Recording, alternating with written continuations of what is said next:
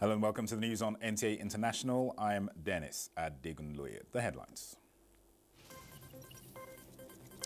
African Development Bank to support Nigeria with a $500 million investment in digital and creative enterprises.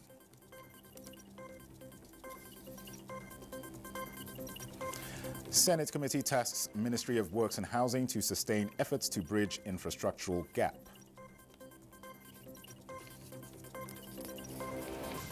Plus, island nation of Tonga records first case of COVID-19 as travelers from New Zealand test positive.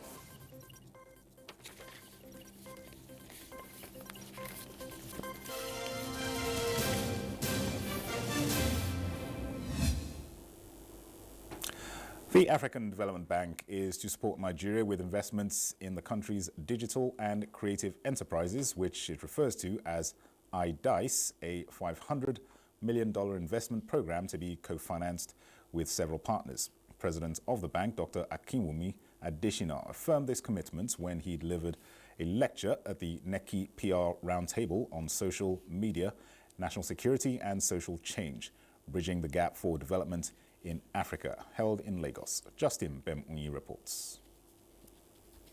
Africa has a task of titanic proportions on our hands.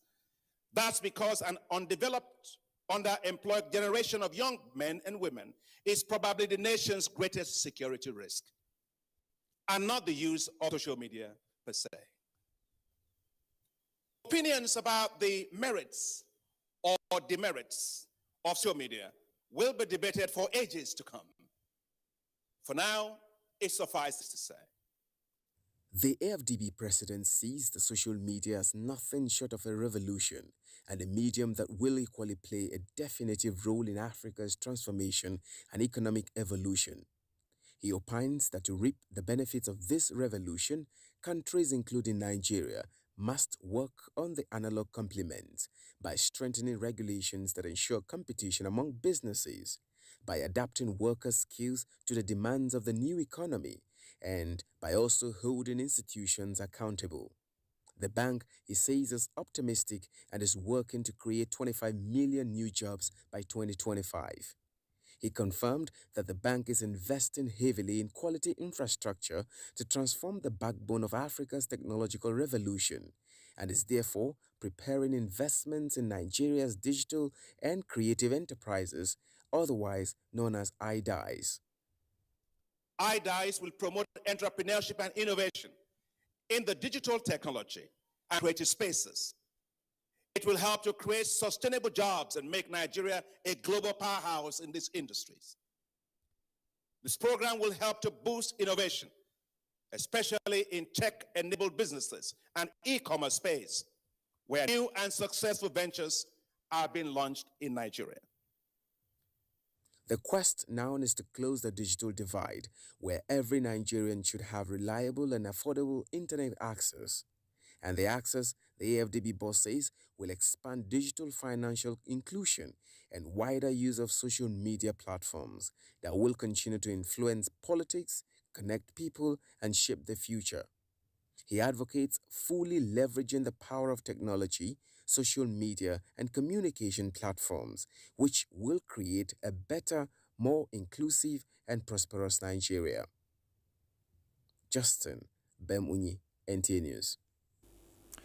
Let's go to the United Kingdom now, where the University of Aberdeen has handed over a Benin bronze artifact to Nigeria after being preserved in its museum for over a decade.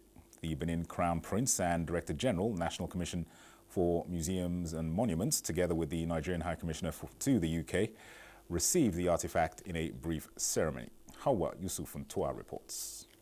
There are about 900 objects from the historic Kingdom of Benin in various British museums' collection.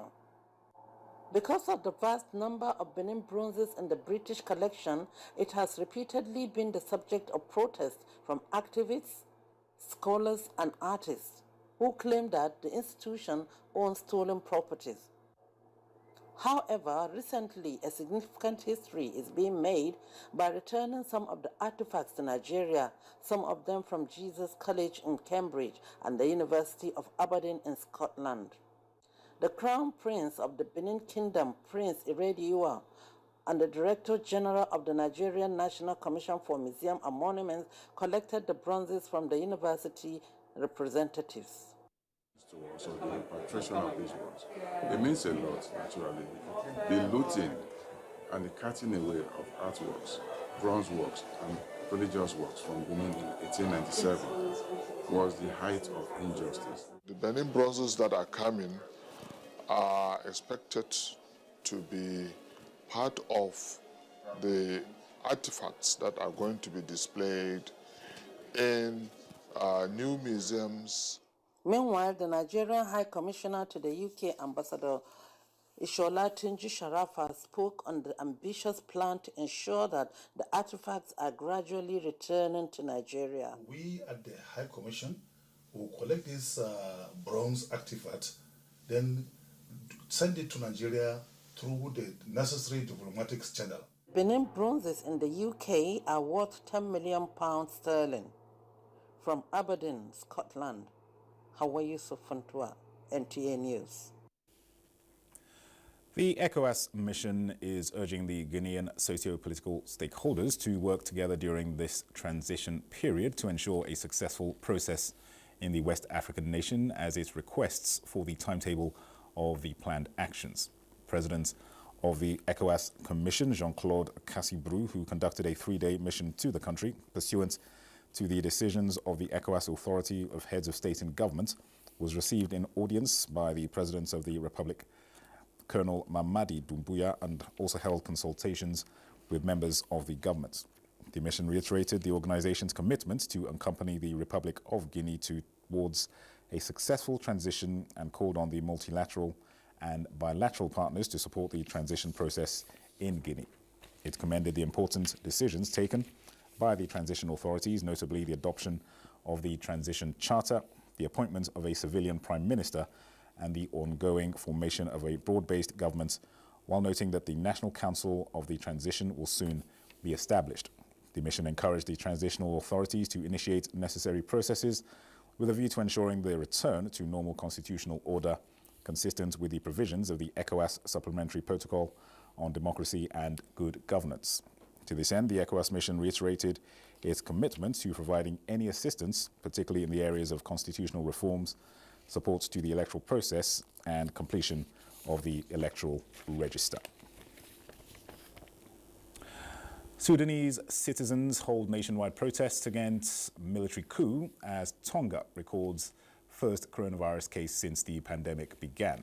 Let's now join Adebola Brooklyn Sunday for these and more on Global Update. The Arab League said it was concerned about a rapid deterioration of Lebanese Gulf relations after critical comments from a Lebanese minister about the Saudi-led military intervention in Yemen. This development followed the kingdom's banning of all imports from Lebanon and giving the Lebanese ambassador 48 hours to leave after it banned its citizens from traveling to Lebanon and recalled its ambassador. Meanwhile, some residents in Sudan have agreed to take to the streets in demand for the restoration of a civilian government and to put the country back on the path to democracy, as well as the release of detainees by the military. And the island nation of Tonga has reported its first ever case of COVID-19 after a traveler from New Zealand tested positive. New Zealand health officials say the traveler was fully vaccinated and returned a negative test before flying. Tonga is among the few remaining nations in the world that have avoided outbreaks of the virus. And as at 7 p.m. Nigerian time, the cumulative figure of positive cases of coronavirus globally on the COVID-19 dashboard of World Health Organization now stands at 247,009,710, out of which the Nigeria Center for Disease Control confirmed 211,798 cases. Adebola Brooklyn Sunday, NTA News. In Morocco, the management of the bus station and its partners is concerned about the effective implementation of the decision to oblige the vaccination to grow through the entrances to stations and buses. The surveillance process includes follow-ups accompanied by instructions and advice explaining the importance of obtaining a passport. Local authorities have been working to implement the decision to impose a vaccination passport on travellers going so that only those vaccinated are allowed entry.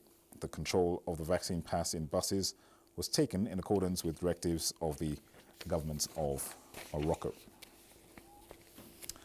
Let's go to the National Assembly now, where the Minister of Works and Housing, Babatunde Fashola, has defended the 2022 budget proposal of 450 billion naira before the Senate Committee on Works. The mandate given to the ministry by the committee is to sustain concerted efforts to bridge the infrastructural gap in the nation.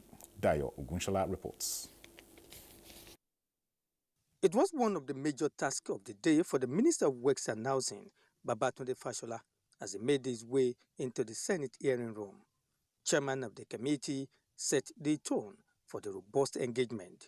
I also want to commend the Honourable Minister for the projects completed so far and for ensuring that we have, to some extent, improved on the motorable road networks in the 6 geopolitical zones.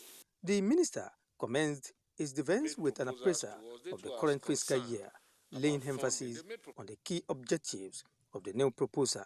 Some of it, in order to support business, you have roads that target places where large farms exist. You also have roads that evacuate ports and roads that connect international borders. The lawmakers had words of commendation for the minister.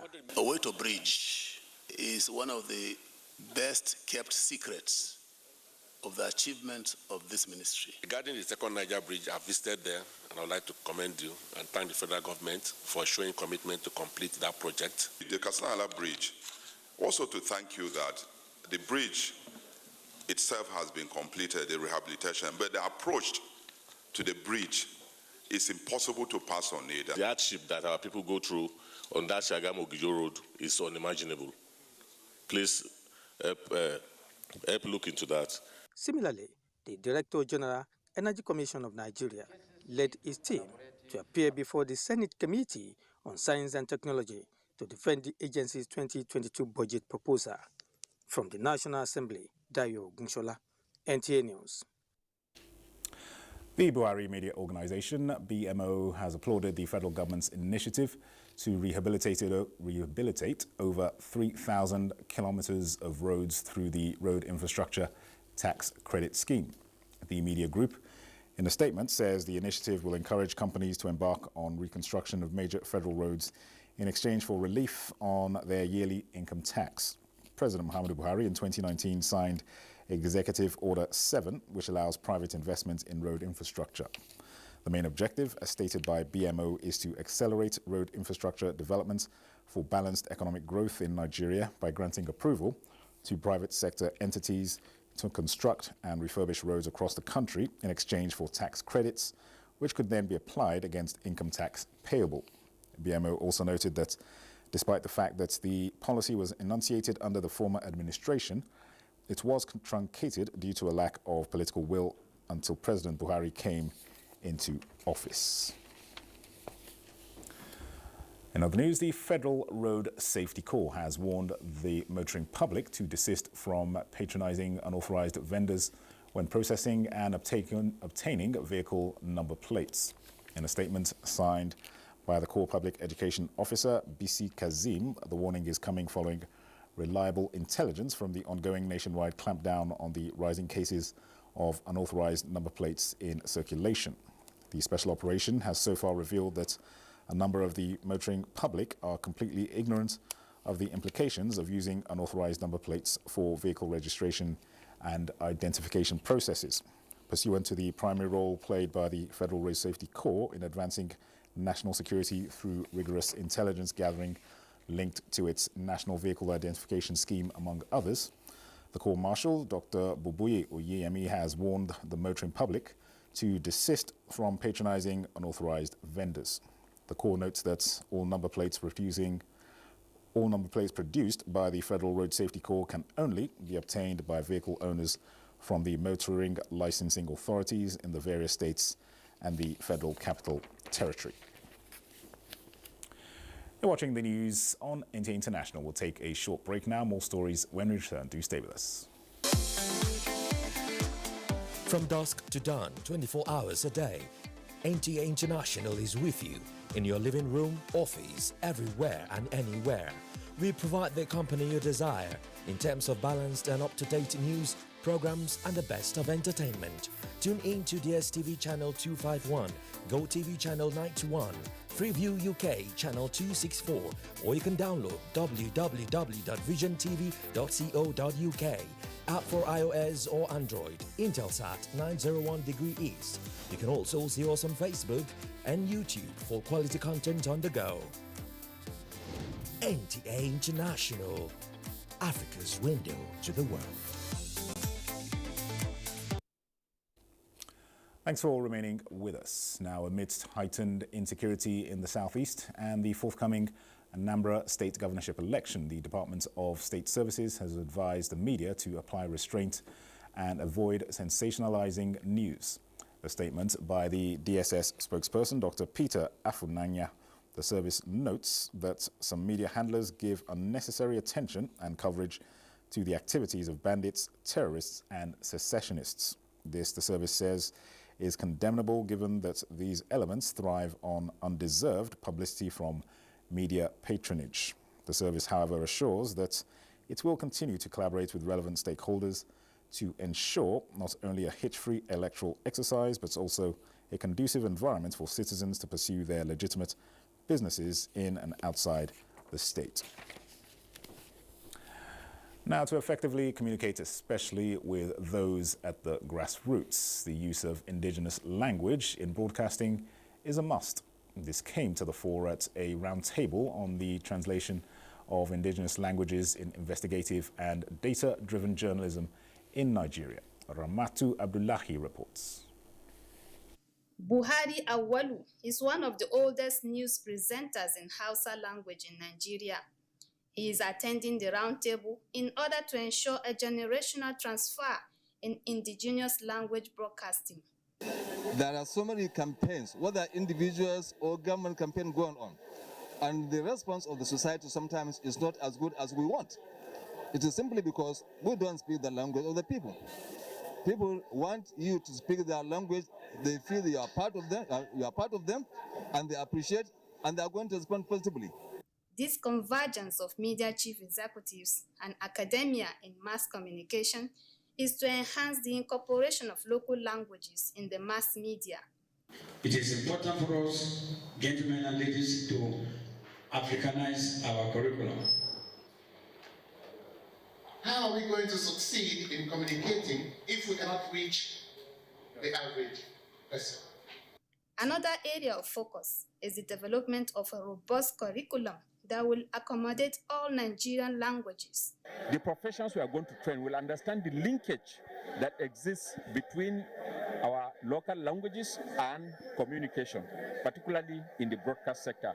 Secondly, to ensure that the quality of translations in our local languages are standardized, improved, to ensure that people get the real meaning of messages. For a long time, the NTA has provided different platforms where indigenous languages are used, not only in our news, adverts, and even programming. And then at some point, the NTA felt the need to even establish stations to address such, needs. The project, sponsored by the MacArthur Foundation, is aimed at promoting effective communication using indigenous languages among the citizenry. The coming together of Buhari Awalu and others at the roundtable will no doubt bring positive impact in the media industry. In Kano, Ramatu Abdullahi, NTA News. Nigeria's ICT Development Index shows that there is a grossly inadequate ICT infrastructure, poor ICT institutional support in MDAs, broadband connectivity and slow internet. Panelists and other speakers at the Nigerian Prize for Leadership National Leadership Dialogue Series say for Nigeria to make the best out of the digital ecosystem, identified challenges must be addressed. Haman Jabani reports that this edition of the dialogue with the theme Reworking the Economy from Opportunities to Wealth Creation through Digital Ecosystems has 42 talking points. Information and communication technology, ICT, is widely used across various industries, from marketing to telecom to education. Global ICT spending is expected to surge up to over $6 trillion by 2022. Nigeria is Africa's largest market, with 82% of the continent's telecom subscribers and a CAGR of 4.6%, 76 million broadband subscribers, 40% internet penetration, and 187 million line in voice segment with 97.9 term density. However, panelists at this dialogue series of the Nigerian Prize for Leadership believe that Nigeria is not close to it in benefiting the maximum from the ICT war. ICT reduces inefficiencies in government, promotes transparency and legitimacy in governance. It is transforming both individuals, organizations, nations who had nothing to become so much in a very short time. This reworking process can only take place if we are politically stable, if we have social services that can support it, and if we engage meaningfully in global digital ecosystem. We have a cheaper cost of labor. What we do not have, unfortunately, is the most important part of attracting those jobs, which is the skills. The ecosystem is decentralized and at the same time is distributed. So you really just need very little and then you skill up. They say 10% increase in mobile phone subscribers and internet penetration is associated with a 0.8% increase in economic growth, and Nigeria is generating more money from remittance than what is getting from foreign direct investment. Haman Jabani, NTA News. The Federal High Court in Lagos has granted an application for the interim attachment of a vessel MV Chayaninari by the National Drug Law Enforcement Agency NDLEA. The vessel was used to import 32.9 kilograms of cocaine into Nigeria through the Apapa seaport in Lagos. Apart from the attachment order, the court also granted the agency's request to detain the master of the ship, Tanahan Krilek, 21 foreign crew members and 7 Nigerians in connection with the seized substance. The anti-narcotic agency had on October 13th, 2021, intercepted the ship at the Apapa seaport following intelligence from international partners and security forces, which led to the recovery of the illicit substance. The report on further investigation is expected on the 25th of November 2021, when the case will be heard. Next is a sports update with Olumide Eguntola.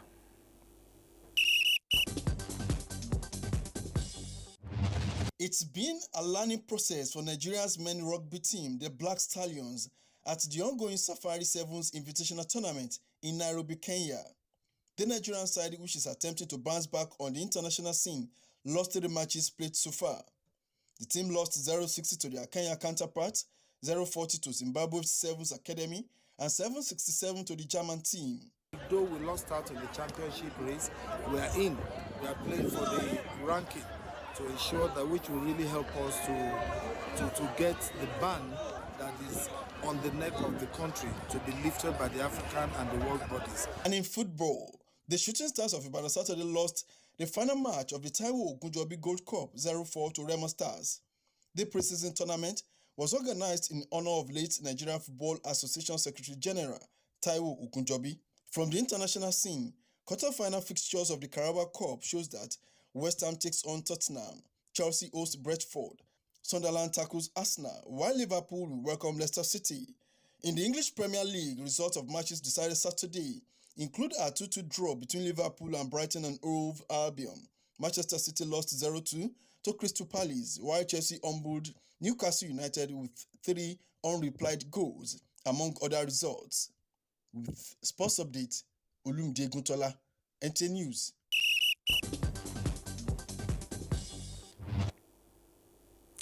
Let's now get a check on Sunday's weather prospects.